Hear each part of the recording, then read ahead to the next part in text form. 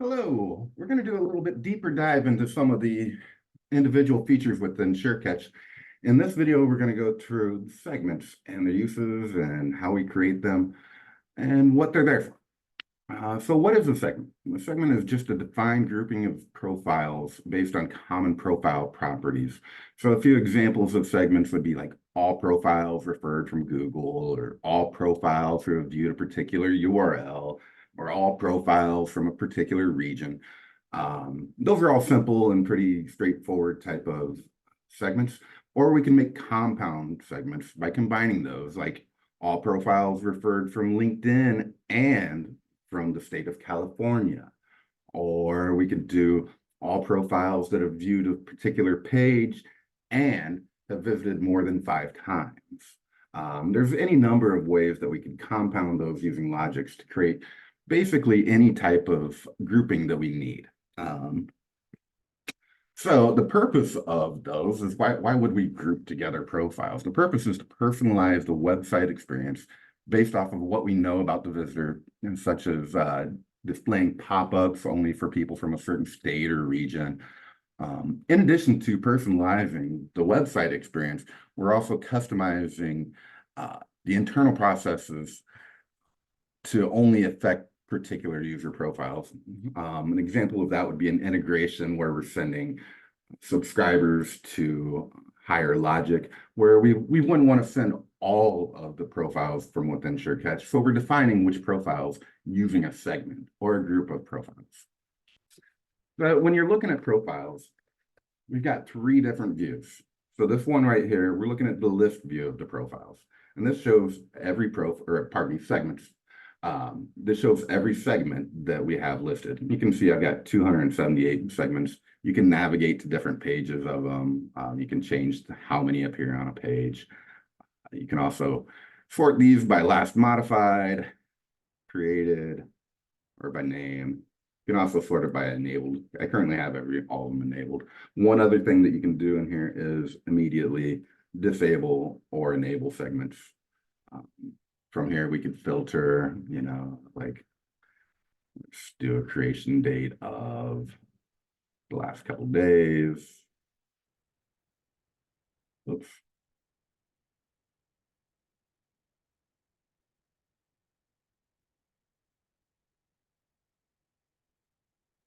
So these are all the segments I've created in the last few days. You can also do just a search through here. Pretty simple stuff, pretty basic. But this is the list view. This will show you all of the segments that you have into it. Another view would be the view view. This is kind of more of the detail view. These are all the profiles that are part of this segment. So this is a list of their IDs, their emails, if we have it, last they're online, last modified. And again, you can go change how many pages. You can go from page to page. You can do if you click on any of these, you'll go to the profile itself. Up here, you have a couple options to edit, delete, or edit, duplicate, or delete. Sometimes you'll create a segment that's rather complex, and rather than recreate it and add things to it, you'll just duplicate it. Other times you'll be obviously deleting out segments. But the edit is where you go to the details of the segment. So I'll show you that. That's the other view. The third view is the edit view. And this shows all the rules to the segment. This is obviously a very straightforward one. It's only got one rule to it. But again, I want to reiterate, we have the list view. If you click any of them, you'll see the view view. The view view is where you see the profiles in it, and then the edit view. And this is where you see what it's doing. The reason I chose test accounts to show first is this is a segment that we use pretty commonly to denote internal users. And what that does is it allows us to put conversations or observers or anything on the website without it affecting regular visitors.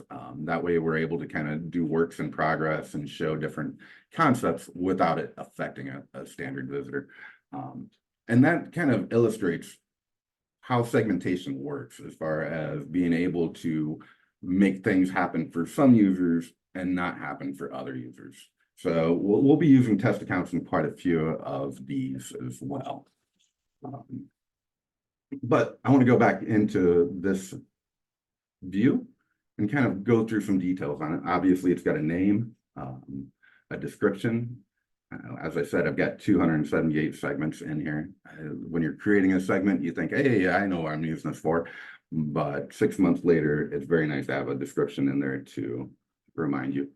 Then we have the conditions. These are just the rules. When this is true, the segment will be part of it. We'll get into a little bit more parts of this when we create our own segment as well. But I did create a couple segments before this presentation.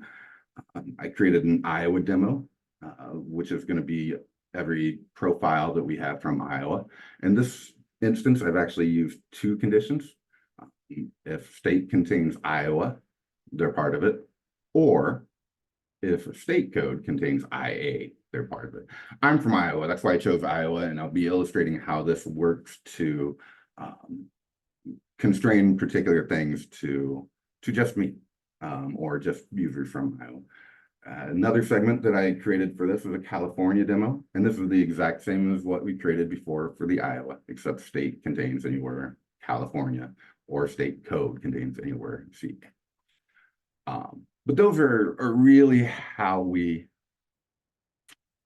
going to make things appear for certain users and make them not appear for others. So if I come in here to this segment view, or pardon me, to the list view, this again is all of the segments that we have. If I click this button, I create a brand new segment. And we'll call it that, brand new segment.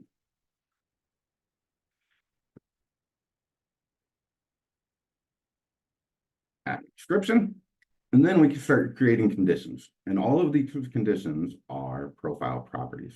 So any profile property that you've created or were part of the originals are going to be available here. So let's do something like total page count. Total page count is a number. That's the type of data that goes in there. When you create a profile property, you assign it a data type as well. And that affects what we have here as far as the operators. You'll have mathematical operators in here as well. If it were a date field, you'd see some date operators. If it were a text field, you wouldn't see the mathematical, and all be text. So this is somewhat smart depending on what type of profile property you chose. So let's say total page count is greater than or equal to 10. So this is a segment of profiles that has anybody that has viewed more than 10 pages. If we want to continue to add conditions to constrain this down, what we would do is do add condition, and they're linked together with an and. So that means both of these will have to be true for the profile to be part of the segment. So let's say something like last refer, or pardon me, refer, latest refer URL contains any of, and again, this is a text. This field is going to be a text field, so you won't see the mathematical operators. And then this field is it's more of a modifier to this. So I'm saying last URL contains anywhere. I could say it starts with it. I could say it ends with it. An exact match. I'm going to say anywhere because I just want all of the Google refers, which would be, Google Denmark or Google.de for German, all of the international ones as well. So anybody with both of these conditions would be part of this brand new segment. Another way that we can do this is add group. So you can see that the group here is grouped together with an or. So anybody meets all of these conditions, or any profile that meets this condition will be added. So let's just say page viewed. This is a profile property that stores all pages viewed. Contains any of, we'll go with anywhere, and we'll say if they ever been to the contact page. Here's something interesting as well. And so if I add more things here, I can add them together, contact or about the podcasts page. Now you can see this is grouped together with an or. And the way that's chosen depends on what you select for the operator. So it contains any of, well, contact or podcast. However, if we change this to a different type of logic, in this case, it does not contain all, the link automatically updates to an and. So this is smart enough to understand based off of, or smart enough to understand what logic should be here based off of the operator that is selected as well. Yeah, and that's really about it. We can continue to add conditions here and make it as compounded as we want, and we can continue to add groups, right? And that's basically how we create these segments. If you go into this 3-dot matrix, we've got a few other options. We've got this division constraints. What this does is you can assign particular users within SureCatch to have access to particular modules or conversations or segments or anything like that. Currently, this is not assigned any division constraint. So that means anybody could come in and edit this. Anybody that has access to your SureCatch account, at least. However, if I were to add a division module or a division constraint to it, this says division A. So what that means is in order to edit this, once that's saved, the user would have to be assigned into division A. It's just one way of keeping your data a little bit safer from anybody coming in and accessing. I don't want that in there, so I'll just put it right. Call that. One of the other things that we have here is this auto refresh option.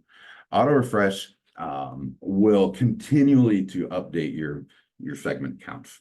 In the back end, that's always happening. We're always updating a segment. If somebody clicks a link or somebody visits enough times or whatever, that's constantly being refreshed in the background because we use these segments to make decisions in real time. However, there are places where the counts are displayed or things like that, and those don't refresh until the actual segment is refreshed itself. If it's something that's very urgent and you need to have the ready count all the time, you would want to turn on the auto refresh. However, that does take up some of the memory and slows down some things. Notify users is a really neat feature. So what this does is I've got a list of all my users. This is me. If somebody were to join this segment, then I would receive a notification via email that there's a new person in this segment. And this could be very useful in things where you have somebody filling out a form or somebody reaching out to contact us or anything that you want somebody to be immediately aware of and be able to respond to on your website. We want to notify users. That's really about it. So now I'm going to kind of talk about usage, right? We talked about what these segments are, how you create these segments and what they do. But how can we use them, right? So I'm going to come into an observer, and there'll be other videos talking about what observers are, but basically an observer is a trigger. You're watching for this trigger and then an action that it's going to take after that trigger occurs, right? So in this case, if you look at the bottom here, the trigger that I'm looking for is just a page load. It's nothing big. And then I'm going to update profile property, the profile property of notes. And I'm going to update it. And then from the visitor data of the URL page. So basically what this is saying is anytime the page loads, the user's URL or the URL that they're on at that page is going to update into notes. You can see why I'm talking about this is it's got segment constraints. So what this is I put 2 constraints on it, and the user has to be in all of these segments in order for this to fire, right? I could change that to not in all, in any, or not in any, but in this case, I want them to be in all. When I first talked about test accounts, I was saying that I want to be able to use test accounts to denote internal users. So I can do things like this, like a demo in a live environment without regular visitors coming in here. So only profiles that are in this test account will be affected by this observer. On top of that, only profiles that are in this Iowa demo account will be affected by this observer. So this is my profile right here. If I look at in the summary, you can see all of the segments that this profile is a part of. And one of them is test accounts, and another one is Iowa demo. So what that means is I am in both of these segments, which means that this will fire for me. So if I were to go to a page here, this is the Staymates website. If I were to go to, let's go to the about, let's go to the careers page. So I come into here and I look at my data and just give it a refresh to make sure everything went through. And I do a search for notes because that was the profile property that I was updating. And you can see, there it is, careers. So I actually got another one in there, but so it's updating with every page that I go to. It's going to update that based off of this observer. So what happens if I take this out and I put in California demo? Save it. So now this is only going to fire on profiles that are part of test account and California demo. I am part of test accounts. However, I am not part of California demo. So what happens when I, oops, pardon me, when I go to a different page? Let's go insights, podcasts. Oops, don't want that to appear yet. But, so I am on the podcast page. What happened here? Give that a refresh for notes. And it did not update, right? As I navigated to another page, this notes stayed the same. And the reason why is because of these segment constraints. I am not part of this segment, so it did not affect my profile. Excellent. So that's how we use segment constraints to decide what observers affect which visitors. We can also do it for conversations. So in this one, this is a conversation. This is a demo pop-up. When I say conversations, basically that's the SureCatch lingo for pop-ups, for inline conversations, or basically any way that we're directly interacting with the visitor. We put something in front of their face to click, that is a conversation. We put a form in front of their face to give us their email, that's a conversation. Anything quite like that. So in this case, this is a conversation, and don't expect it to be pretty. I didn't spend any time making a pretty pop-up for this. I just wanted to illustrate the fact that I can make it appear only for me. So this is a little bit different. It'll only appear on the Staymates contact page, which I might have done, but it'll only appear for test accounts, which I'm in, and Iowa demo, which I'm also in. So contact page. Let's give this a refresh to make sure it's up to date. So we got a few different types of conversations. This is a conversation that opens on its own, which means it's actually a widget. So there it is. You're seeing this conversation because you're a member of the selected segments from the segment constraints. Perfect. So that conversation is there because I am part of, pardon me.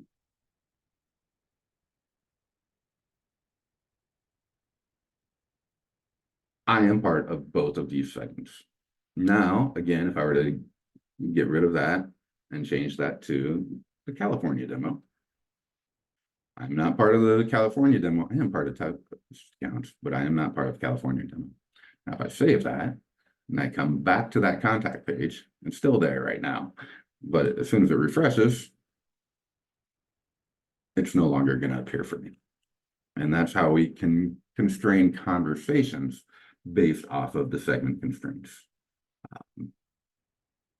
Yeah, that those are them. Most of our conversations are going to appear as a pop-up, right? They appear kind of on their own without having that little widget down in the corner that you have to manipulate to make it open. So in order to do that, we use an observer. So this is an observer that's going to fire a conversation. Again, going back to what I said, observers are that's waiting for a trigger, and then it's going to perform an action. This actually has two actions, and we'll talk about why I've got two of them in just a moment. But primarily, let's talk about this first one. So it's a page load. It's going to, on the page load, it's going to start a conversation. That conversation is named demo pop-up from observer desktop. When does this work? It works only on these pages that starts with a staymates.com podcast. What that means is they could come to that page with URL parameters or anything else appended to the back end. But since it starts with that, it would still count. We also have the segment constraint. And again, I've got that test accounts because I don't want people seeing this. It's not pretty. Don't expect a pretty pop-up here. And also the Iowa demo, which I am a part of. So this should fire off this conversation for me. Let's see what happens if I go to the podcast page and then I give it a refresh to make sure everything's up to date. And this was the set or the pop-up that I showed earlier by mistake, but that's why you're seeing it. You're seeing this conversation because your profile is part of the segment included in the segment constraints. Beautiful. So what if I were to go back to that? Oh, too many windows open. What if I were to go back to this conversation or this observer and say, not Iowa, but we only want it to appear in California. Save. And then I'll go back to that podcast page. Give it a hard refresh. And this time it does not appear. And the reason why it doesn't appear is because I am not part of that California segment. Or my profile is not part of that California segment. Now, I kind of wanted to show, this is a little bit different because we're using an observer, which has got segment constraints, to fire off conversations, which also can have segment constraints. So if you look at this, I'm going to change this back to Iowa so we can see it again.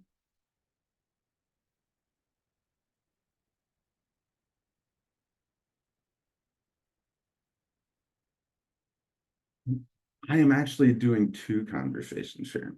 And this is something that happens pretty regularly.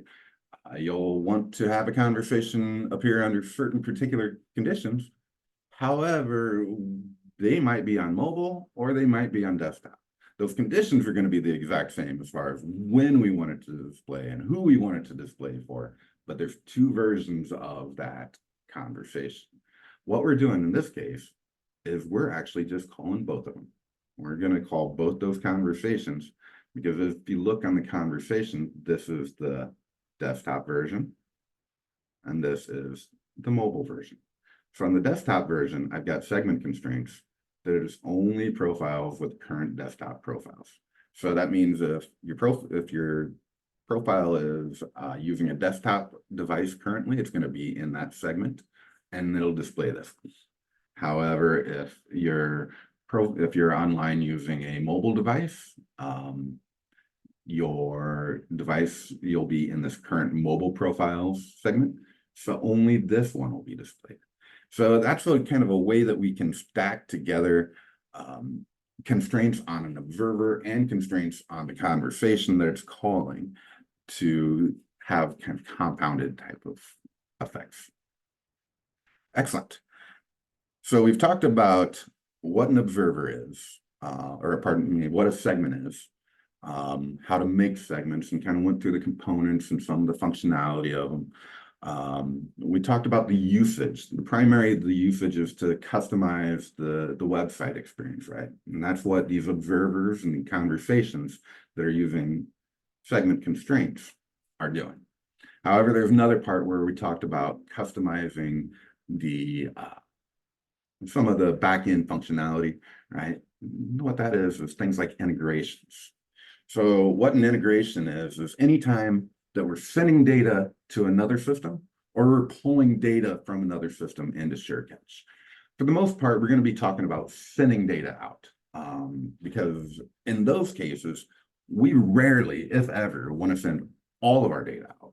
In fact, what we want to do is send out a select group, which we call segments, out, right? So in this case, we've got Facebook Ad Manager, right? There's a segment. We need to, if we're going to send anything to Facebook, we're going to send a segment of profiles. Google, same way. We'd select a segment. LinkedIn, same way. We're selecting segments. All of these are going to be the same. Higher Logic, it's a email platform. So this handles things like subscriptions to newsletters, things like that. We would create a segment of profiles and send that to them, people that have subscribed. Same thing with Symphony. That's another email platform. SFTP, this is kind of our catch-all, right? Anything can do an SFTP. As long as you can export out a CSV file or import in a CSV file, SFTP kind of does catch-all. But again, anytime that we're going to export out from SFTP, we have a segment option. We're only going to export out all of, or very rarely would we export out all of them. We would normally export out a selected segment profiles. But that's the way segments would work within integrations. Another place that we use them that isn't often talked about is our campaigns. So campaigns, primary functionality of the campaign is to generate this UTM code. So everything is tracked via that UTM code. You can append it to whatever link that they want to click, and then that's being tracked. However, the secondary functionality of the campaigns is to kind of go through the marketing workflow, right? The marketing funnel. So in this case, you can see this is a little bit of an anomaly, but what we're doing is we're looking at, this is to track a webinar ad, basically. And we want to see everybody that's seen the ad. Then we want to track everybody that's clicked that ad, and then everybody that registered after clicking that ad. And this is like total registrations from all other places. So just to kind of give it a scope. But the way we create this funnel, or this visual funnel as far as doing it, is we create segments. And it's more of a reporting type of use then, because what we're doing is we're saying this many profiles have seen the ad. We created the segment to make that number. And this many profiles have clicked the ad. And it just kind of goes from the segments. In fact, if you click here, you'll end up coming to the segment and overall profile from it. If we look at this segment, you can see it's a very simple one. What this is we've got an observer that increments every time they clicked it, right? And as long as it's over 1, that means they have clicked it. And the last place that we use segmentations is in our dashboards. And again, this is a little less commonly used. However, if we wanted to come in here, we would be able to see this is the default dashboard. I could go to an Iowa dashboard. Might take a few minutes for it to load. Should be pretty quick. So much data in there. But we can create other new dashboards basically. And we do that via segments. So if I only wanted to see the behavior of, let's see, working.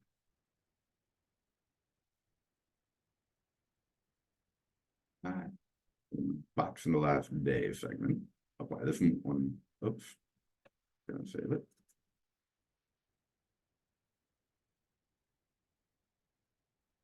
And again, this will take a few minutes to load. You come back to it, and you'll see a dashboard similar to the default dashboard, but only showing activity from that segment that you selected.